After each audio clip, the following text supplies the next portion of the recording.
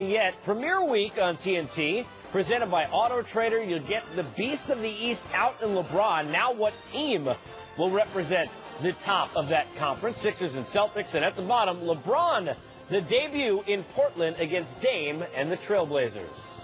We take a closer look at opening week on TNT and across the landscape in the NBA with our own Reggie Miller, kind enough to join us here on this special edition of Game Time. Reg, I got to start with this as we welcome you in before we get to the schedule. It was Pacers Day all day on NBA TV, so I had the pleasure, in quotes, as a Knick guy, of watching your torching the New York Knicks over and over and over again during the course of the day. So it's basically been your channel this afternoon.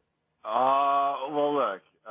Those were great rivalry days in the 90s going against Patrick Ewing and Starks and Oak.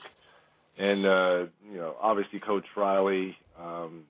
Two teams, two cities, two states that literally hated one another. And I guess you could kind of throw 3D and Orlando in there, too, because we didn't like Orlando either, 3D. We had our problems with you, too, as well. So those 90s... Those days were great.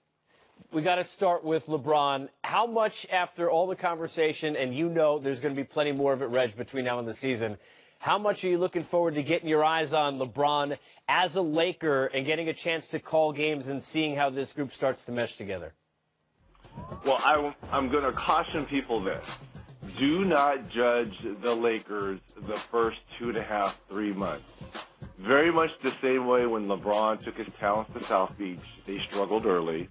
And even when he came back to Cleveland, they struggled early. It's going to take time to mesh that chemistry.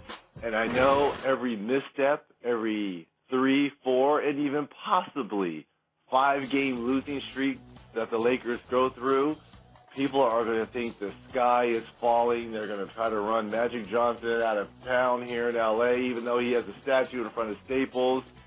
I caution patience when watching the Lakers because he's going to be playing with a bunch of young guys that have absolutely zero clue on how to win and how to approach real basketball games. And it's going to take time.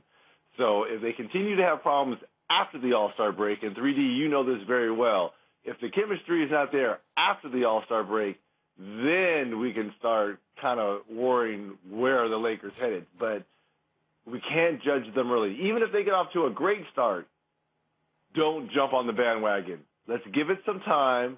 Let's see how they kind of mature with one another.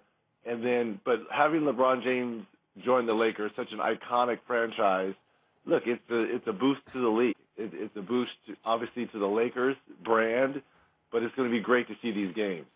And, Reggie, speaking of time and patience, now Paul George goes back to OKC with the fresh mind. Melo's gone. How much time does it take that team to figure out now that Russ and PG are running the show from here on out? I saw the chemistry forming during the middle of last season, and I think it was a smart and great decision by PG to re-sign with the Thunder and with Westbrook because, look, it is going to be a load, especially now you're getting Andre Roberson back as well, a guy that's a great defender. So the chemistry was starting to form. I think they like playing with one another. I've always thought that PG would be a fabulous Robin to someone's Batman, and that Batman being Russell Westbrook. Fantastic signing. And in my opinion, I don't think Houston's going to be as good. I think they lost a lot, especially at the defensive end. Ba Amute leaving, Ariza going to Phoenix. Defensively, they are not going to be that same team that was the number one defensive team. We know that they can score with the best of them, but I think Houston's going to take a step back. And I think this is a chance for OKC and teams like Utah to take a step forward and try to get one of those home court spots, one of those top 4 spots in the Western Conference. Reggie, I love that our premiere week is beginning on TNT with the Sixers and the Celtics because with Big Bad LeBron moving to the West, no offense to the Raptors, who should still be there, of course, but a lot of people look at this as maybe the matchup to watch over the next handful of years. How much are you looking forward to seeing who steps into that role, and is it between those two teams, in your opinion?